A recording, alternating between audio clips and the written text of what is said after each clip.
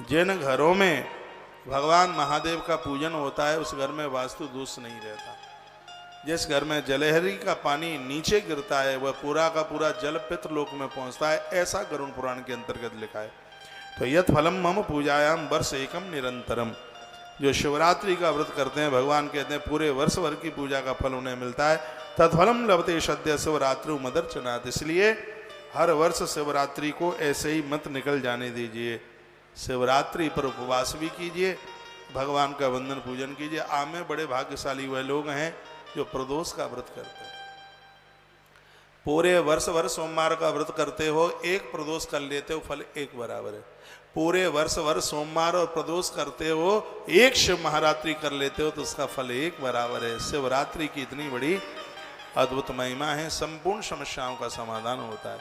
ग्रंथ में लिखा है जो अपने मुख से श्री शिवाय नमस्तोभ्यम या ओम नमः शिवाय इस मंत्र का अपने मुख से उच्चारण करते हैं तो ऐसे लोगों का मुख देखने से प्रयाग में त्रिवेणी नहाने का फल तत्काल प्राप्त हो जाता है, ऐसा इस ग्रंथ में वर्णन किया।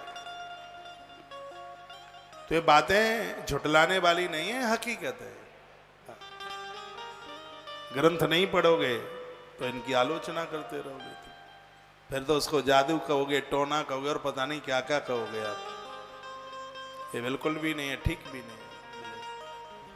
श्री प्रदीप मिश्रा जी ने शिव महापुराण का बड़ा प्रचार इस देश में किया। हम लोग तो सभी ग्रंथों की कथा कहते हैं, आलोचकों की भी कमी नहीं रही। वीडियो हमने भी सुना, ये श्री शिवाय नमस्तोभ्यम कहाँ से प्रकट हो गया?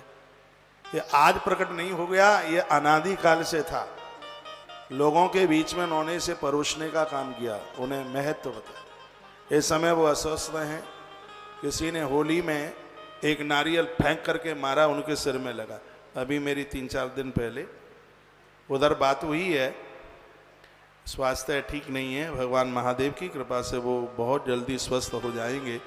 भगवान शंकर की कथा उनके द्वारा लोगों के घर घर तक पहुंची है। जिन शिवालयों में ताले पड़े हुए थे उन शिवालयों के ताले खुल गए हैं, मंदिरों में पूजा हो रही है। मुझे बहुत लोगों ने उस समय में जब लोग विरोध कर रहे थे तो मेरे पास भी फोन आए, कहा ये कहीं लिखा है क्या? मैंने कहा भैया लिखा है, इसके प्रति मेरी भी बड़ी श्रद्धा है, स्पष्ट वर्णन है उसका। तो हो सकता है कि आज हम वहाँ तक पहुँच जाएं तो इस चैप्टर का भी आज विस्तार पूर्वक उसका वर्णन कर लेंगे। हम कहेंगे अत्र दत्तम हुतम जप्तम सर्वम कोटि गुणम भवेत। सर्वत्र अनेक लोग कल्याणकारी रूप से निवास करेंगे, पता नहीं कहाँ कहाँ रहेंगे, रहना चाहिए, लेकिन एक ग्रंथ कहता है जीवन सफल तभी है जब आप वहां रहें जहाँ हरि और हर का धाम बना हुआ है, या तो नारायण का तीर्थ है या फिर भगवान महादेव का तीर्थ है। ऐसे स्थानों पर आप 3-4 चीजें हैं वो जरूर कीजिएगा। क्या अत्र दत्तम हुतम जप्तम सर्वम कोटि गुणम भवेत। तीर्थ में दान करने से करोड़ गुना फल मिलता है, हवन करने से करोड़ गुना फल मिलता है और जप करने से भी करोड़ गुना फल मिलता है। लिखा है ना, यदि कोई काटे तो मेरी बात काट के तो बताए। ये मैं श्री विद्येश्वर संहिता के अध्याय नंबर 9 के श्लोक नंबर 23 से बात बोल रहा हूं। विद्येश्वर संहिता अध्याय नंबर 9 और श्लोक नंबर 23-23, इसमें लिखा है कि तीर्थ में जाके आप दान करते हैं तो उसका 1 करोड़ गुना फल मिलता है।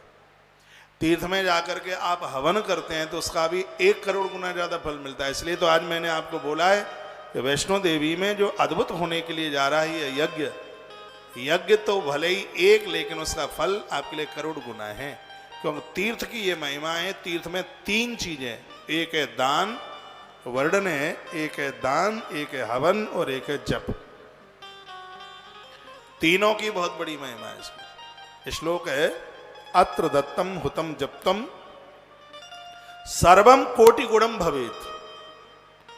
अत्र दत्तम हुतम जप्तम, दत्तम दान, तीर्थ में दान करोड़ गुना होता है, यज्ञ भी करोड़ गुना हो जाता है, और तीर्थ में जाकर के किया गया जो जप है वो भी करोड़ गुना हो जाता है। आप जब तीर्थों में जाते हैं तो अटैची 6-7 दिन 8 दिन पहले से लगाते हैं। इतना कपड़ा लत्ता भर भर के लेके जाते हैं जिसका कोई मतलब नहीं है। कपड़े कम से कम लेके जाइए, सामान कम से कम लेके जाइए।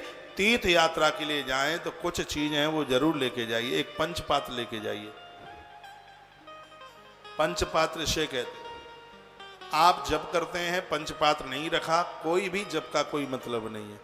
क्योंकि जप आरंभ करते पहले माला के ऊपर पानी डालना पड़ता है, क्योंकि उसका जो सुमेरु है वो साक्षात भगवान गणेश है, और गणेश तत्व जल के अधिपति देवता हैं।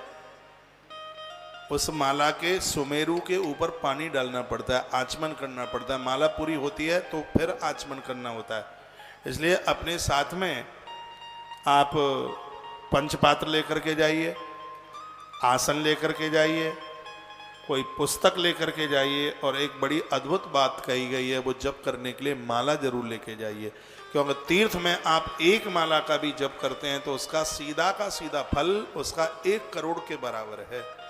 इसलिए तो पहले लोग वानप्रस्थ जीवन में तीर्थ में पहुंच जाते थे। कुरुक्षेत्र की धरती पर बैठे हुए भक्तों एक बार फिर सुन लीजिएगा, और ये बात बनावटी नहीं है, बात प्रमाणित है। श्री शिव महापुराण वेदेश्वर संहिता अध्याय नंबर 9 श्लोक नंबर 23, इसमें लिखा है, अत्र दत्तम हुतम जपत्वम सर्वम कोटि गुणम भवेत।